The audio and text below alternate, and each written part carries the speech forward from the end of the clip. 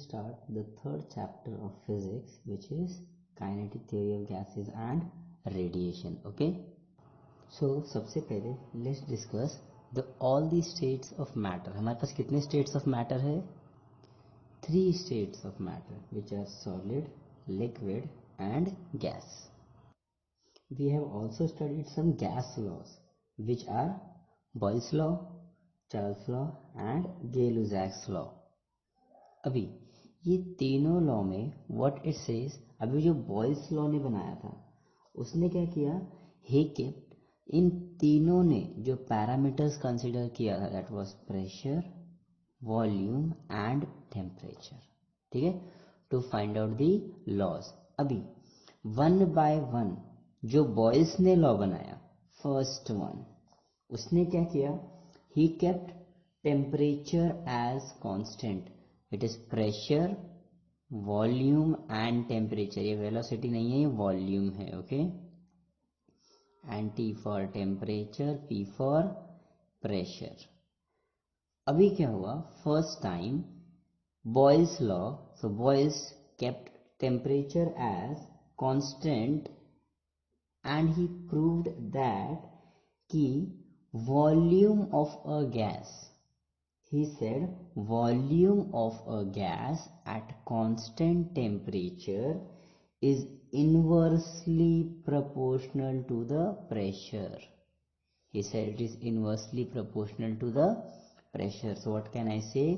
The statement of Boyle's law is as at constant temperature volume of a given gas is inversely proportional to the pressure of the same volume of gas. So let's move on to second one now, Charles law. अभी Charles क्या करेगा, he will take some other quantity as constant.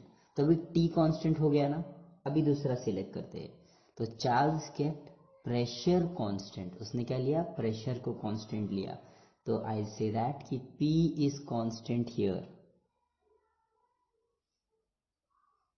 And he wrote again volume is directly proportional to the temperature. What he said कि volume is directly proportional to the temperature of the gas. तो चलो फटाफट let's finish the third one. तो Gay-Lussac क्या करेगा, अभी दो quantity हम लोगों ने कांस्टेंट कर दिया, P कर दिया और T कर दिया, लास्ट क्या बचा, वॉल्यूम बचा. तो अभी थर्ड Gay-Lussac क्या करेगा, वॉल्यूम को कांस्टेंट रखेगा.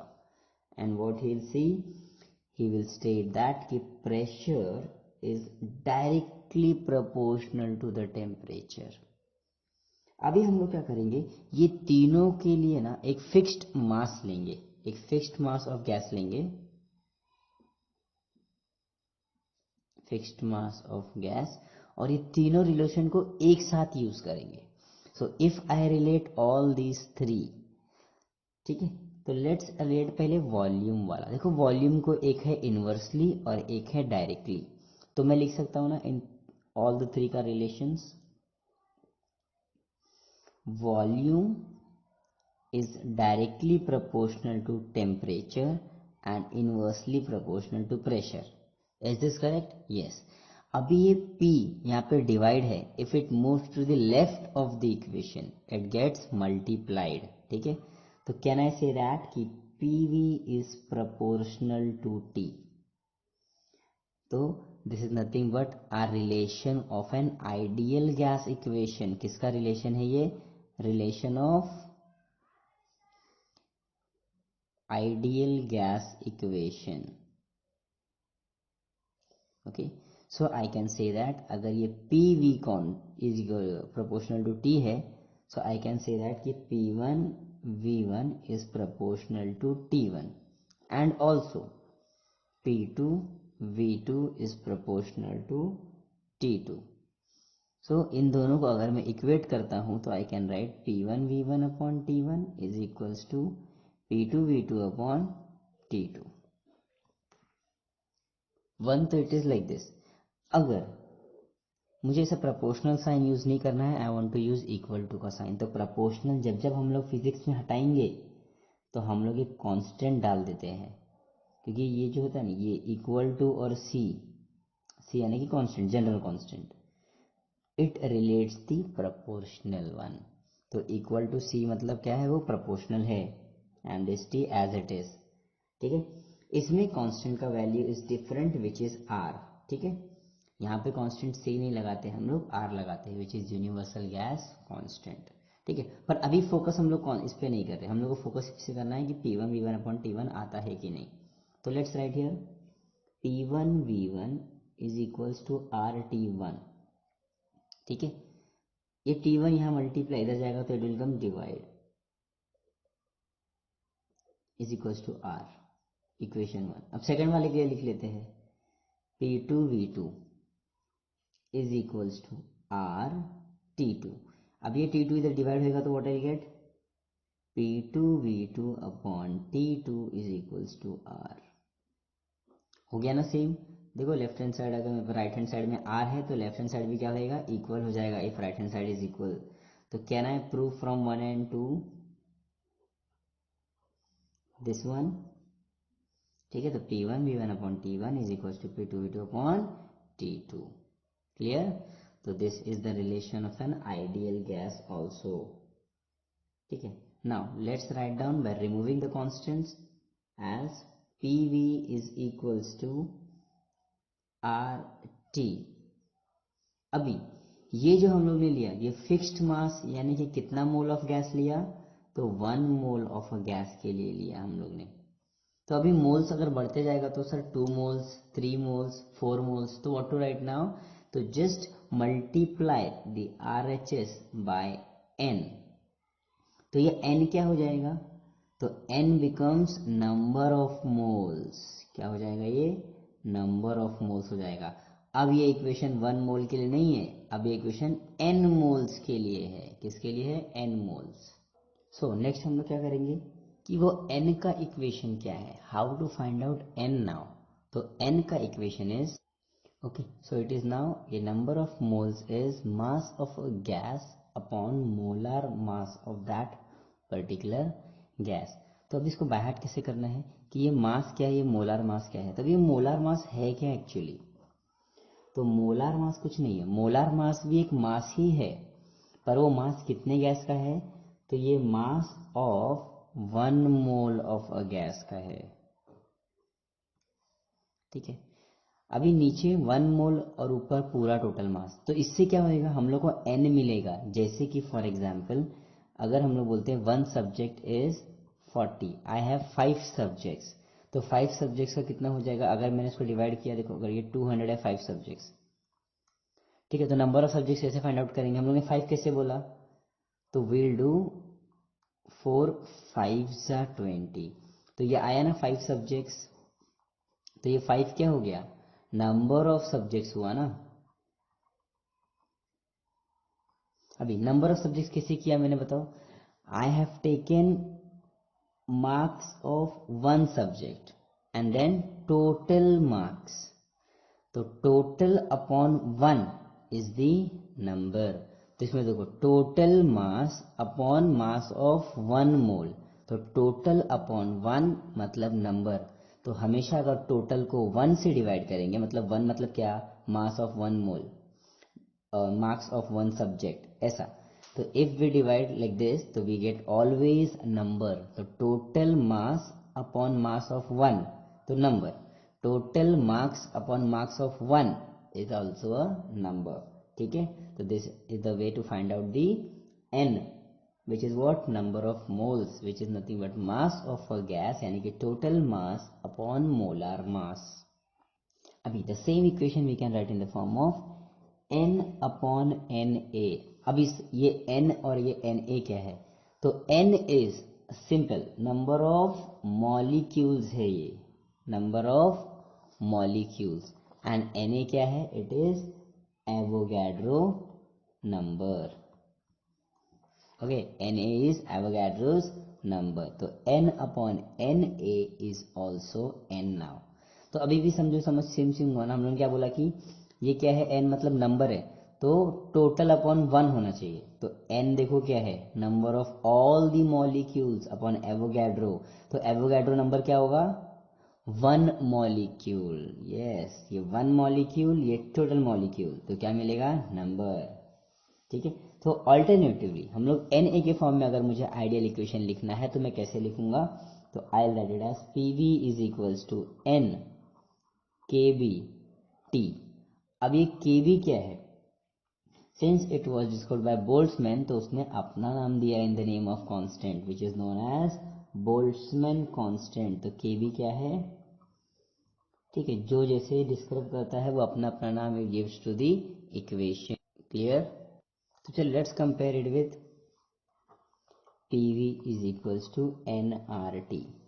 चलो कंपेयर कर लेते हैं 1 एंड 2। तो हम लोग को आर का वैल्यू क्या मिलने वाला है? पीवी है, तो आर की जगह पे क्या लिखा हुआ है? तो N into R is equals to N into K B. Is this correct?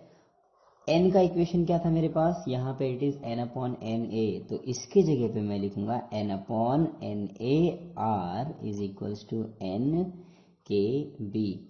N और एन कैंसिल हो जाएगा, राइट? क्यों कैंसिल होगा? बिकॉज ये न्यूमरेटर में है, यहाँ आएगा तो it's comes in the denominator, और ये देखो डिनोमिनेटर है वो यहाँ पे जाएगा तो कम्स इन द न्यूमरेटर। तो आर क्या हो जाएगा? देखो एन ए के बी हो गया आर।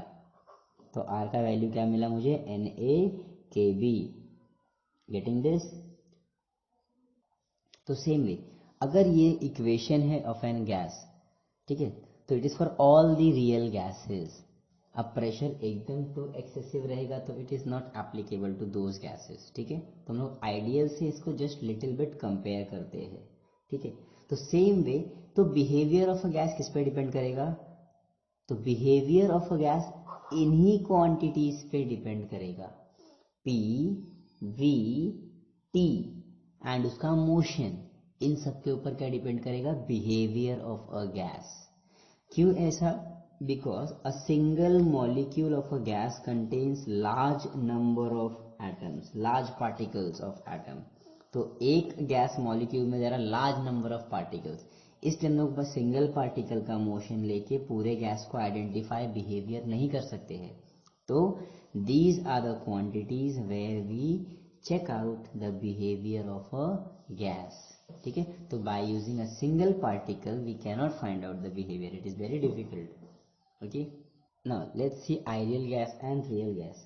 अभी ideal gas क्या होगा कि ideal gas में जो intermolecular attractions है, interactions है, वो क्या रहेगा? absent रहेगा। तो अभी रियल गैसेस में ऐसा पॉसिबल है क्या? All the real gases when there are particles inside, they have some or the other interactions, intermolecular interactions. तो अच्छा आइडियल लिखा क्यों? आइडियल मतलब अ स्टैंडर्ड यूनिट। जैसा यूनिट्स एंड मेजरमेंट में we have a standard unit which is fundamental, we call it as. तो same way ideal को हम लोग ऐसा एज्यूम करते हैं कि सारे गैसेस अ स्टैंडर्ड यूनिट की ये है कि आइडियल गैस क्या हो गया मेरा? एक स्टैंडर्ड यूनिट। अभी इसके बेसिस सारे रियल गैसेस को हम कंपेयर करते हैं। तो आइडियल गैस जो है this is just a theoretical concept, जिसके क्लोज कोई भी गैस अगर रियल गैस जाता है तो we call it as an ideal gas. So practically ideal gas क्या है? पॉसिबल नहीं है, but those gases which go close to the ideal situations we call them as ideal gas. And हर एक के लिए हम लोग कौन सा इक्वेशन यूज करते हैं? PV is equals to NRT which is an ideal gas equation. ठीक है, एंड इंटरैक्शन सेम है, PV is equals to NRT का ही interaction will use here also. Now what is mean free path? अभी free path is very important here, free path. ठीक है, तो what we'll सी, अगर मैं क्या करता हूँ एक गैस को ना कंटेनर में एनक्लोज करके रखता हूँ। Let's take this as an मेरा कंटेनर, इसमें गैस फिल कर देंगे अपन। ठीक है, एंड इसको क्या करेंगे? एनक्लोज कर दिया है मैंने, close from all the sides. तो ये क्या हो गया? ये वॉल्स ऑफ द कंटेनर हो गया। अभी गैस का पार्टिकल्स है, उसका क्या एबिलिटी है? It is continuously in random motion. सबसे पहला, अगर ये रैंडम मोशन में है तो ये एक दूसरे साथ कोलाइड करेगा ऑब्वियसली, बाद में वॉल से भी कर सकता है, एडजेसेंट मॉलिक्यूल से, अगेन वॉल्स, अगेन मॉलिक्यूल्स। ठीक है, तो व्हाट हैपेंस हियर? जो वेलोसिटी है it will continuously go on changing. तो energy transfer occurs only between collisions, right? It can collide with each other or the walls, right है, collide with, and because of collision होगा क्या, तो direction of the particle changes. अगर मैं सिर्फ एक particle को अलग से ड्रॉ करूं तो I can draw it as it was travelling here. यहाँ पे वो कोलाइड हो गया एंड डायरेक्शन चेंज हो गया, फिर यहाँ कोलाइड हुआ, फिर डायरेक्शन चेंज हुआ, वॉल पे गया, वॉल पे कोलाइड होकर it came back again, it changes path, again it changes. तो सी द डायरेक्शन. तो डायरेक्शन कब चेंज हो रहा है, after bit two successive C here and here. In between this, the path is a straight line. Can I see between two successive collisions? It is always a straight line. क्या है ये? It is a straight line. And this straight line between two successive collisions is called as mean free path. तो mean free path क्या है, distance between two successive collisions which is a straight line. और ये straight line के अंदर velocity same रहेगा, collision के बाद वेलोसिटी चेंज होएगा, राइट.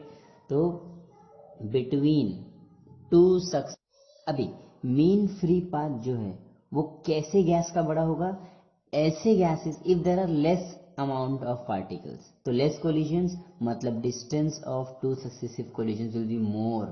तो लेस मॉलिक्यूल्स मतलब क्या होता है, तो लेस नंबर मतलब डेंसिटी लेस, यानी कि low density. I call it as there are if more number of particles in a gas, तो डेंसिटी क्या होएगा, हाई डेंसिटी. तो कैन आई से दैट, अब लो डेंसिटी, तो मीन फ्री पाथ कैसा है, लॉन्ग है. तो मीन फ्री पाथ कैसा है, अगर लेस नंबर है तो mean free path is greater in size. And if it high density मतलब it will collide very quickly, तो what is the size, smaller mean free path. तो देखो अगर ये लो है तो ये हाई है, अगर ये हाई है तो ये लो है, तो ये ऑपोजिट है ना. तो what I can say that कि mean free path is inversely proportional to the density. What I can say कि mean free, correct. So let's write down directly. तो मीन फ्री पाथ का is lambda, it is proportional to 1/ρ. अभी इसको let's remove it, and after practical observations we see that the value of the constant is 1/√2 pi d square rho, this density. और density का भी फिर use formula which is √2 pi d square, और density का formula है n/v. n और v सबको पता है. n मतलब क्या बोला था हम लोग ने, नंबर ऑफ मॉलिक्यूल्स, और v मतलब क्या, वेलोसिटी की volume. Yes, its volume. And ये क्या है, नंबर ऑफ मॉलिक्यूल्स, मोल्स नहीं. मोल्स के लिए हम लोग क्या यूज करते हैं, छोटा n यूज करते हैं, correct. So by this we finish our introduction of this chapter. So in the next video will start the chapter का all the derivations part by part. ठीक है, slowly and steadily will finish this chapter. Okay, so go through all the basic concepts thoroughly and we'll go to the